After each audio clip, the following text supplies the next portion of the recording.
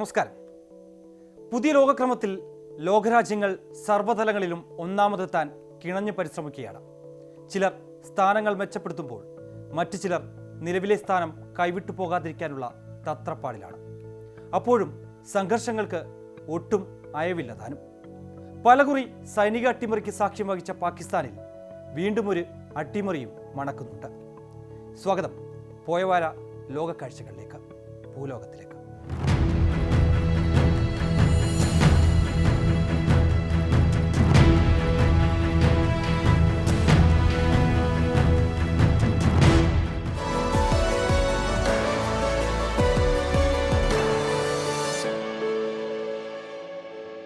ലോകത്തിലെ വൻ ശക്തികൾ ആരൊക്കെയാണ്? സൈനിക തലത്തിൽ മുൻപന്തിയിൽ ആരാണ്? നിരവധി സംഘർഷങ്ങൾ തുടരുമ്പോഴും ഭൗമരാഷ്ട്രീയ സമവാക്യങ്ങൾ മാറുന്ന ഈ വേളയിൽ ലോകത്തിലെ ഏറ്റവും ശക്തമായ സൈന്യങ്ങളുടെ പുതിയ പട്ടിക പുറത്തു വന്നിരിക്കുന്നു. 60-ലധികം ഘടകങ്ങൾ വിലയിരുത്തിയാണ് പുതിയ റാങ്കിംഗ്. അമേരിക്കയാണ് ഒന്നാം സ്ഥാനത്തെങ്കിലും റഷ്യയുടെയും ഇന്ത്യയുടെയും കരുത്ത് ശ്രദ്ധേയമാണ്.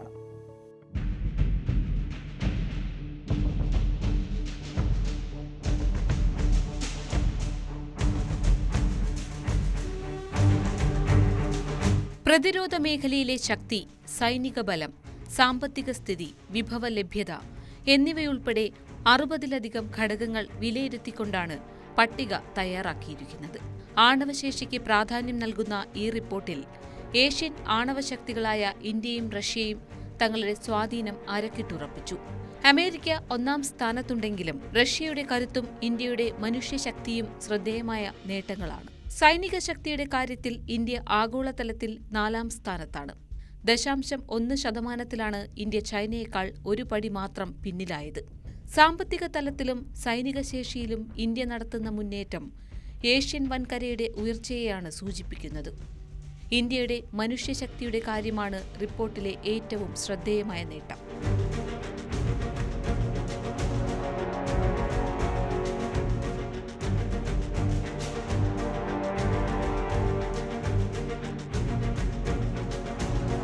ജനസംഖ്യയുടെ കാര്യത്തിൽ സൈനിക സേവനത്തിനെത്തുന്നവരിൽ ഇന്ത്യ 1-ാം സ്ഥാനത്താണ്.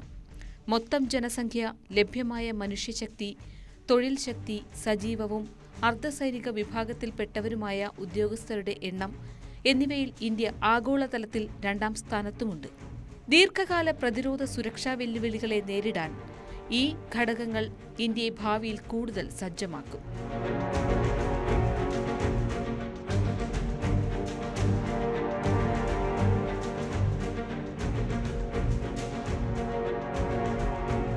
അമേരിക്കൻ സൈന്യം ഒന്നാമതാണെങ്കിലും റഷ്യയുടെ പ്രതിരോധശേഷി ലോകത്തൊരു നിർണായക ശക്തിയായി മാറി.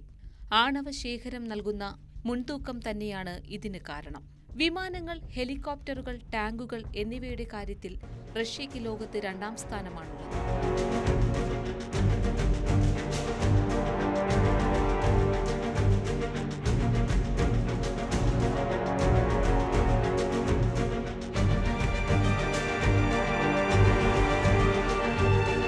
പാശ്ചാത്യ രാജ്യങ്ങളുടെ സമ്മർദ്ദങ്ങൾക്കിടയിലും റഷ്യൻ സൈന്യം ആധുനികവൽക്കരണവും പ്രതിരോധശേഷിയും നിലനിർത്തുന്നു എന്നും തെളിയിക്കുന്നു.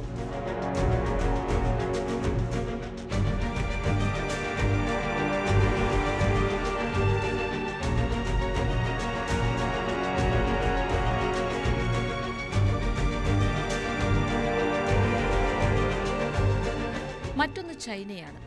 ആഗോള റാങ്കിങ്ങിൽ 3-ാം സ്ഥാനത്താണവർ. സമീപകാലത്തെ ചൈനയുടെ സൈനിക വളർച്ച ഇന്ത്യക്ക് തൊട്ടുമുന്നിലെത്തിച്ചു. ദക്ഷിണ കൊറിയ 5-ാം സ്ഥാനത്തും ജപ്പാൻ 8-ാം സ്ഥാനത്തുമെത്തി. ഏഷ്യൻ രാജ്യങ്ങളുടെ മൊത്തത്തിലുള്ള ഉയർച്ചയാണ് ഈ റാങ്കിങ്ങുകൾ സൂചിപ്പിക്കുന്നത്.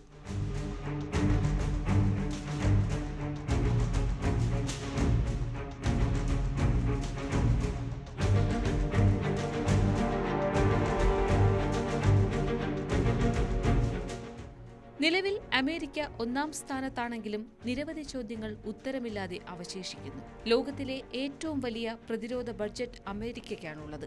ഏകദേശം $873 ബില്യൺ മുകളിലാണത്.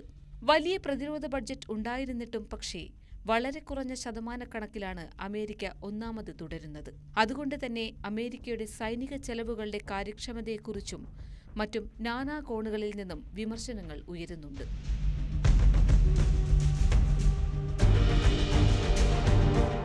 മറ്റ് രാജ്യങ്ങളുടെ സ്ഥാനങ്ങളും താരതമ്യേന മെച്ചപ്പെടുകയും തകർച്ചയിലേക്ക് പോകുകയും ചെയ്തിട്ടുണ്ട്.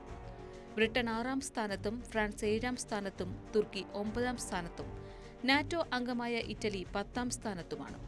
പുതിയ റിപ്പോർട്ട് പ്രകാരം ലോകശക്തിയുടെ കേന്ദ്രം പടിഞ്ഞാറൻ രാജ്യങ്ങളിൽ നിന്ന് കിഴക്കൻ രാജ്യങ്ങളിലേക്ക് മാറുന്നതിന്റെ വ്യക്തമായ സൂചന കൂടിയാണിത്.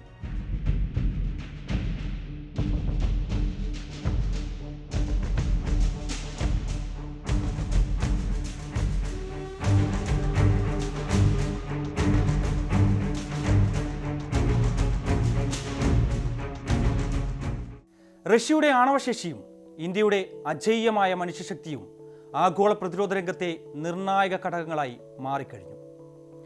മാറുന്ന ലോകക്രമത്തിൽ റഷ്യയും ഇന്ത്യയും തങ്ങളുടെ തന്ത്രപരമായ സ്ഥാനം ഉറപ്പിക്കുന്നത് അന്താരാഷ്ട്ര സ്ഥിരതയ്ക്ക് അത്യന്താപേക്ഷിതമാണ്.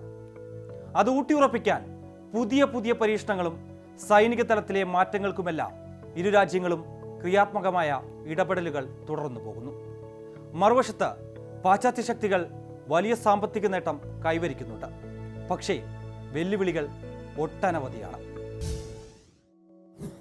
ചൈനീസ് അതിർത്തിയിൽ ഇന്ത്യയുടെ സ്വപ്ന പദ്ധതിയാണ് ഇനി മുതൽ പറന്നുയരുന്നത്. പറഞ്ഞു വരുന്നത് ന്യോമ എയർബേസിനെ കുറിച്ചാണ്. ലോകത്തിലെ തന്നെ ഏറ്റവും ഉയരമുള്ള താവളങ്ങളിൽ ഒന്നുകൂടിയാണ് ന്യോമ എയർബേസ്. ഇന്ത്യൻ പ്രതിരോധ ശേഷിക്ക് കരുത്തേകുന്ന ഈ വ്യോമതാവളം പ്രത്യേകിച്ച് ചൈന, പാകിസ്ഥാൻ എന്നീ രാജ്യങ്ങളുടെ ഉറക്കം കെടുത്തുമെന്ന കാര്യത്തിൽ സംശയമില്ല.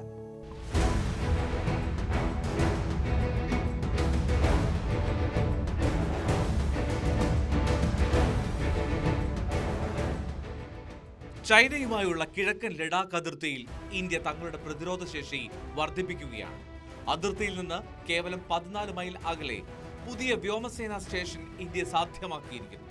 നയതന്ത്ര തലത്തിൽ ചൈനയുമായി സൗഹൃദം നിലനിൽക്കുമ്പോഴും ദേശീയ സുരക്ഷ ഉറപ്പാക്കുന്നതിന്റെ ഭാഗമായി ദീർഘവീക്ഷണത്തോടു കൂടിയാണ് ഇന്ത്യയുടെ ഈ നീക്കം. രാജ്യത്തിന്റെ പ്രതിരോധ ശേഷിക്ക് കരുത്തേക്കുന്ന ഈ വ്യോമതാവളം 13,700 അടി ഉയരത്തിലാണ് സ്ഥിതി ചെയ്യുന്നത്. ബോർഡർ റോഡ്സ് ഓർഗനൈസേഷൻ ഏകദേശം 200 കോടി രൂപയിലധികം ചെലവിട്ടാണ് ഈ അതിനൂതന സൗകര്യങ്ങൾ ഒരുക്കിയത്.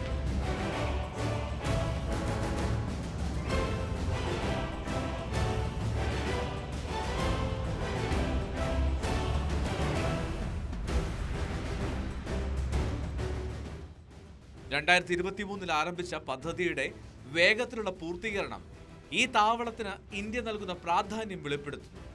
ഈ വ്യോമതാവളം പൂർണ്ണമായി പ്രവർത്തനക്ഷമമാകുന്നതോടെ വലിയ ഗതാഗത വിമാനങ്ങളും മുൻനിര യുദ്ധവിമാനങ്ങളും ഇവിടെ നിന്നും പറന്നുയരും. സുഖോയ്, റഫേൽ തുടങ്ങിയ നൂതന യുദ്ധവിമാനങ്ങളും C-130J സൂപ്പർ ഹെർക്കുലിസ് പോലുള്ള ഹെവി ലിഫ്റ്റ് ട്രാൻസ്പോർട്ട് വിമാനങ്ങളും കൈകാര്യം ചെയ്യാൻ ശേഷിയുള്ള ലോകത്തിലെ ഏറ്റവും ഉയരത്തിലുള്ള എയർബേസ് കൂടിയാണിത്. ഏകദേശം 2.7 കിലോമീറ്റർ നീളമുള്ള റൺവേ, അത്യാധുനിക എയർ ട്രാഫിക് കൺട്രോൾ റൂം, പുതിയ ഹാങ്ങറുകൾ, ക്രാഷ് ബേ, അത്യാവശ്യ താമസ സൗകര്യങ്ങൾ എന്നിവയെല്ലാം ഇതിന്റെ ഭാഗമാണ്. ഈ അടിസ്ഥാന സൗകര്യ വികസനം ലഡാക്ക് മേഖലയിലെ ഇന്ത്യൻ വ്യോമസേനയുടെ പ്രവർത്തനശേഷി കൂടുതൽ വർദ്ധിപ്പിക്കും.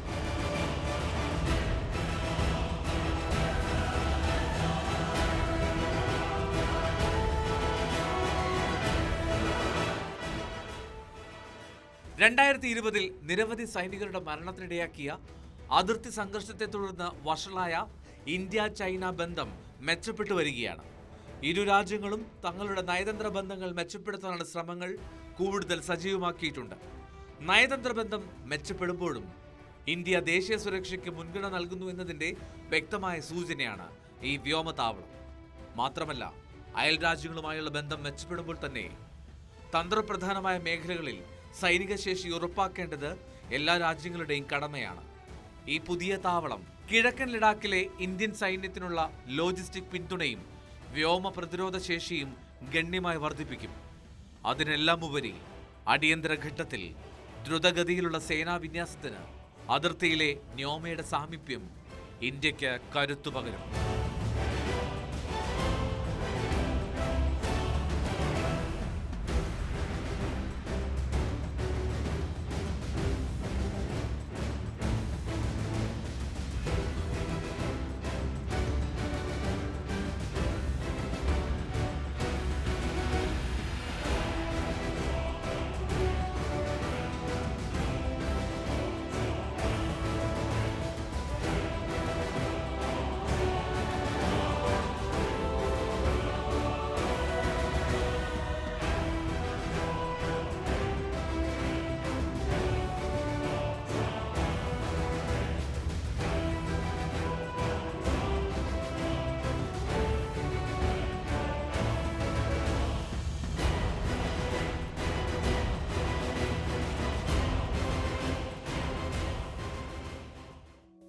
ചൈനയുമായി സൗഹൃദത്തിൻ്റെ പുതിയ അധ്യായം തുറക്കുന്നതിനൊപ്പം തന്നെ അതിർത്തിയിലെ തങ്ങളുടെ താൽപ്പര്യങ്ങൾ സംരക്ഷിക്കാൻ ഇന്ത്യ പ്രതിജ്ഞാബദ്ധമാണ്.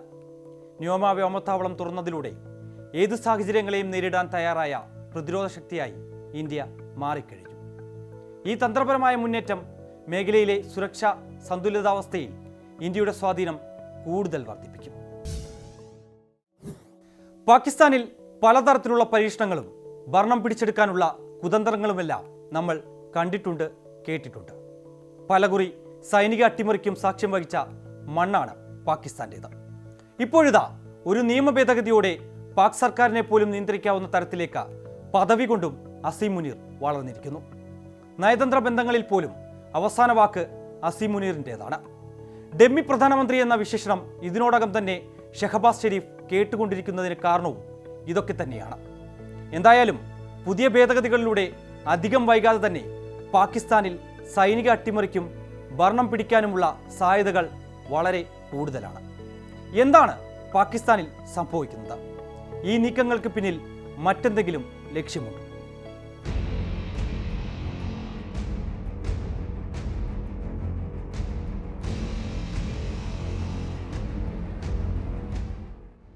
ഒരു ജനാധിപത്യ രാജ്യത്ത് ഭരണഘടനയാണ് പരമോന്നതമെങ്കിൽ പോലും പാകിസ്ഥാനിൽ പലപ്പോഴും സൈനിക ശക്തിയുടെ നിഴൽ സിവിലിയൻ ഭരണകൂടത്തിന് മുകളിൽ വീഴാറുണ്ട്. എന്നാൽ ഈ സ്വാധീനം ഭരണഘടനാപരമായി തന്നെ ഉറപ്പിക്കുകയും സൈനിക മേധാവിക്ക് അഭൂതപൂർവമായ അധികാരം നൽകുകയും ചെയ്യുന്ന ഒരു സുപ്രധാന രാഷ്ട്രീയ നീക്കമാണ് പാകിസ്ഥാൻ ഇപ്പോൾ നടത്തിയിരിക്കുന്നത്. നവംബർ 12-ന് പാകിസ്ഥാൻ പാർലമെന്റ് അംഗീകരിച്ച 27ാമത് ഭരണഘടനാ ഭേദഗതി രാജ്യത്തിന്റെ യഥാർത്ഥ ഭരണാധികാരിയായി പരക്കെ കണക്കാക്കപ്പെടുന്ന സൈനിക മേധാവി ഫീൽഡ് മാർഷൽ അസീം മുനീറിന്റെ സ്ഥാനത്തെ കൂടുതൽ ശക്തിപ്പെടുത്തും. ഭേദഗതി പ്രകാരം ഈ വർഷം ആദ്യം പഞ്ചനക്ഷത്ര റാങ്കുള്ള ജനറലായി നാമനിർദ്ദേശം ചെയ്യപ്പെട്ട മുനീറിന് അഭൂതപൂർവമായ അധികാരങ്ങളായിരിക്കും ലഭിക്കുക. കരസേനയെ കൂടാതെ നാവികസേനയുടെയും വ്യോമസേനയുടെയും മേൽനോട്ടം വഹിക്കുന്ന പുതുതായി രൂപീകരിച്ച ചീഫ് ഓഫ് ഡിഫൻസ് ഫോഴ്സസ് എന്ന പദവിയിലേക്കും മുനീർ ഉയരും. പാകിസ്ഥാൻ സഭയിൽ 3/2 ഭൂരിപക്ഷത്തോടെയും വെറും 4 വിയോജിപ്പ് വോട്ടുകളോടെയും പാസാക്കിയ ഈ ഭേദഗതി മുനീറിന്റെ അധികാരം സൈന്യത്തിൽ മാത്രം ഒതുങ്ങില്ലെന്ന് ഉറപ്പാക്കുന്നു. ജയിലിലടയ്ക്കപ്പെട്ട മുൻ പ്രധാനമന്ത്രി ഇമ്രാൻഖാന്റെ പാകിസ്ഥാൻ തെഹ്രീക്ക് ഇൻസാഫ് അംഗങ്ങൾ വോട്ടെടുപ്പിന് മുൻപ് ഇറങ്ങിപ്പോയി. ബില്ലിന്റെ പകർപ്പുകൾ വലിച്ചുകീറി പ്രതിഷേധിച്ചു.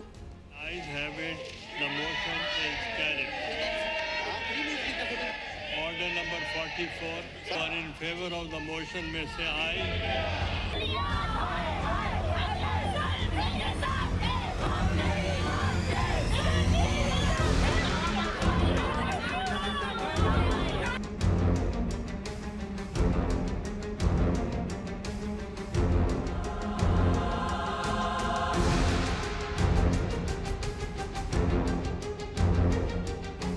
പക്ഷേ ഭരണഘടനാ ഭേദഗതികൾക്ക് സാധാരണയായി വേണ്ടിവരുന്ന ദീർഘമായ ചർച്ചകളില്ലാതെ അസാധാരണമാം വിധം വേഗത്തിലാണ് നടപടികൾ പൂർത്തിയാക്കിയത്.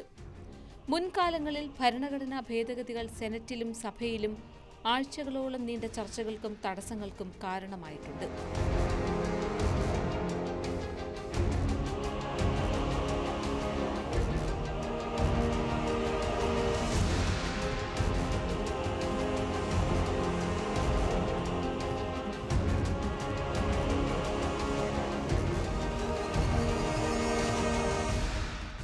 പുതിയ ഭേദഗതിയിലൂടെ ഏറ്റവും അപകടകരമായ വശം എന്ന് പറയുന്നത് ജുഡീഷ്യൽ സ്വാതന്ത്ര്യത്തെ ഇല്ലാതാക്കുമെന്നതാണ്.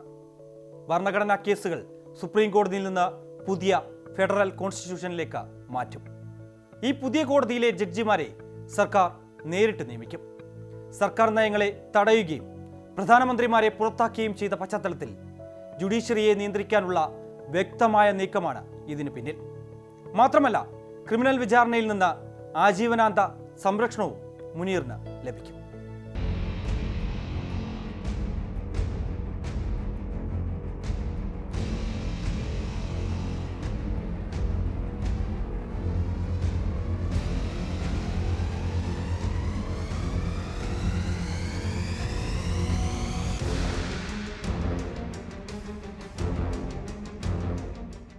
സുപ്രീം കോടതിയുടെ അധികാരങ്ങളെയും പ്രവർത്തന പരിധിയെയും ഈ ഭേദഗതി വലിയ തോതിൽ ദുർബലപ്പെടുത്തും. ഭേദഗതി പ്രകാരം സുപ്രീം കോടതിക്ക് മുകളിൽ ഒരു പുതിയ ഫെഡറൽ ഭരണഘടനാ കോടതി സ്ഥാപിക്കും. ഇവിടേക്കുള്ള ജഡ്ജിമാരെ എക്സിക്യൂട്ടീവ് തിരഞ്ഞെടുക്കും. ഇത് സ്വതന്ത്രമായ നീതിന്യായ വ്യവസ്ഥ എന്ന സങ്കല്പത്തെ തന്നെ ഇല്ലാതാക്കും. ജഡ്ജിമാരെ എവിടെ, എങ്ങനെ സ്ഥലം മാറ്റണം എന്നുള്ള തീരുമാനം പ്രസിഡന്റിന് മാത്രമായില്ല.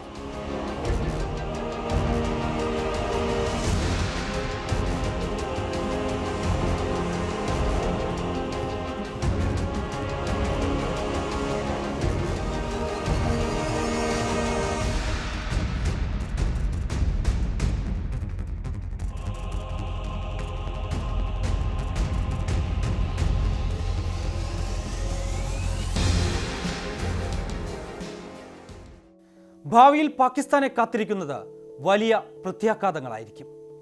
സ്വേച്ഛാധിപതികൾക്ക് പോലും സ്വപ്നം കാണാൻ കഴിയാത്ത അധികാരം പാർലമെന്റ് സൈന്യത്തിന് നൽകിയിരിക്കുന്നു എന്നതാണ് പുതിയ നീക്കത്തിന്റെ ഗൗരവം വർദ്ധിപ്പിക്കുന്നത്. സൈന്യം പൂർണ്ണമായും രാജ്യത്തെ അടക്കി ഭരിക്കുന്ന പുതിയ രാഷ്ട്രീയ യുഗത്തിന്റെ തുടക്കമാകും ഇത്. ഈ മാറ്റങ്ങൾ ഭാവിയിൽ എളുപ്പത്തിൽ പഴയപടിയാക്കാൻ കഴിയില്ല എന്ന് മാത്രമല്ല, രാജ്യത്തെ ജനാധിപത്യ ഭരണത്തിന് സ്ഥിരമായ ഭീഷണിയായി നിലനിൽക്കുകയും ചെയ്യും. സമാധാനത്തിന്റെ സൂചനകൾ ഒന്നും തന്നെയില്ല. വിട്ടുകൊടുക്കാനോ പിന്മാറാനോ തയ്യാറല്ല. ചർച്ചയ്ക്ക് വിളിക്കാനോ വിളിച്ചാൽ തന്നെ മുന്നോട്ട് വരാനോ ആരുമില്ല. അനന്തമായി നീളുകയാണ് റഷ്യ യുക്രൈൻ സംഘർഷം. 3 വർഷത്തിനിപ്പുറം യുദ്ധതന്ത്രങ്ങൾ പുതിയ തലങ്ങളിലേക്ക് കടന്നു കഴിഞ്ഞു. പ്രത്യാക്രമണങ്ങളിലൂടെ റഷ്യൻ സൈന്യം ബഹുദൂരം മുന്നിലാണ്. യുക്രൈനെ സഹായിക്കുമെന്ന് പറഞ്ഞ അമേരിക്കയും നാറ്റോ രാജ്യങ്ങളും വാമൂടിക്കെട്ടിയ നിലയിലാണ്. എന്താകും യുക്രൈന്റെ ഭാവി?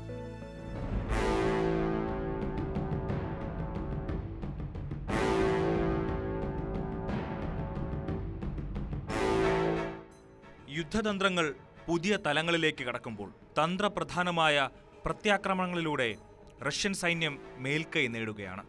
റഷ്യൻ ജനതയെ ലക്ഷ്യമിട്ടുള്ള യുക്രൈൻ ആക്രമണങ്ങൾക്ക് ശക്തമായ മറുപടി റഷ്യ നിരന്തരം നൽകുന്നു. യുദ്ധമുഖത്ത് പുതിയ രീതികളും പരീക്ഷണങ്ങളും റഷ്യ പയറ്റുന്നുണ്ട്. ഒടുവിൽ ഹൈപ്പർസോണിക് കിൻസാൽ മിസൈലുകൾ ഉൾപ്പെടെയുള്ള ദീർഘദൂര ആയുധങ്ങൾ ഉപയോഗിച്ച് യുക്രൈൻ സൈനിക കേന്ദ്രങ്ങളുടെ നെടും തൂണുകൾ തകർത്തെറിയുകയാണ് റഷ്യൻ സൈന്യം.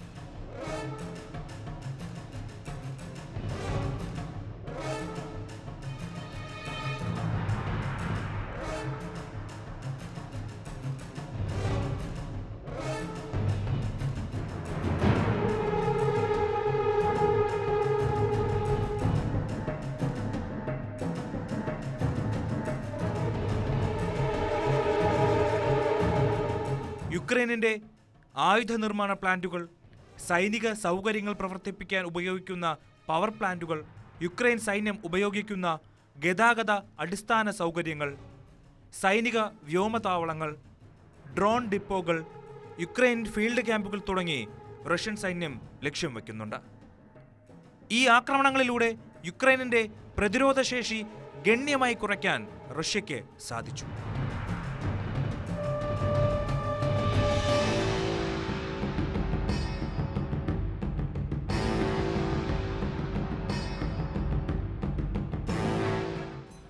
എന്നിരുന്നാലും റഷ്യയ്ക്ക് നേരെ യുക്രൈൻ ആക്രമണം തുടരുന്നുണ്ട്.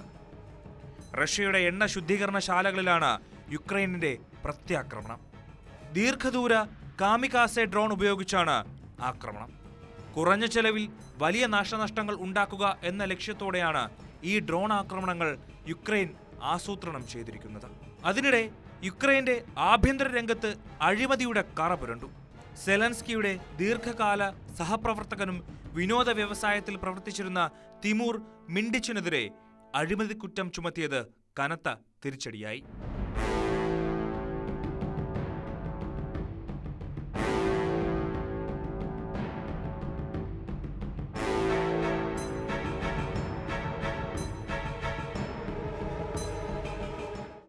റഷ്യ തങ്ങളുടെ സുരക്ഷ ഉറപ്പാക്കുന്നതിനും യുക്രൈന്റെ സൈനികവൽക്കരണം ലക്ഷ്യമിട്ടുള്ളതുമായ ഓപ്പറേഷന്റെ ഭാഗമായാണ് ഈ ആക്രമണങ്ങളെ കാണേണ്ടത്.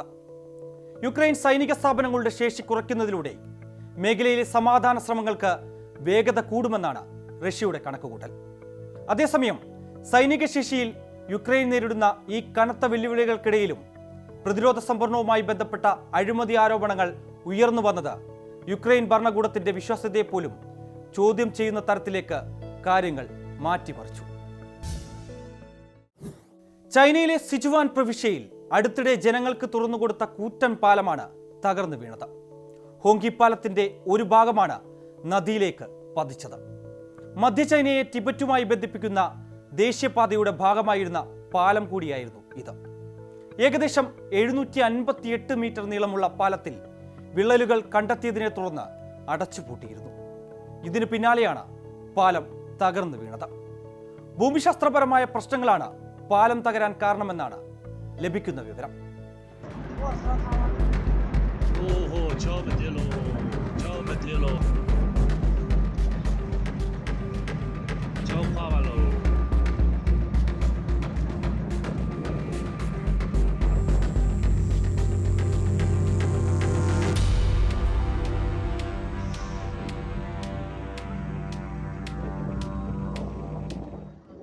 പ്രകൃതിയും ലോകരാഷ്ട്രീയവും എപ്പോഴും അങ്ങനെ തന്നെയാണല്ലോ.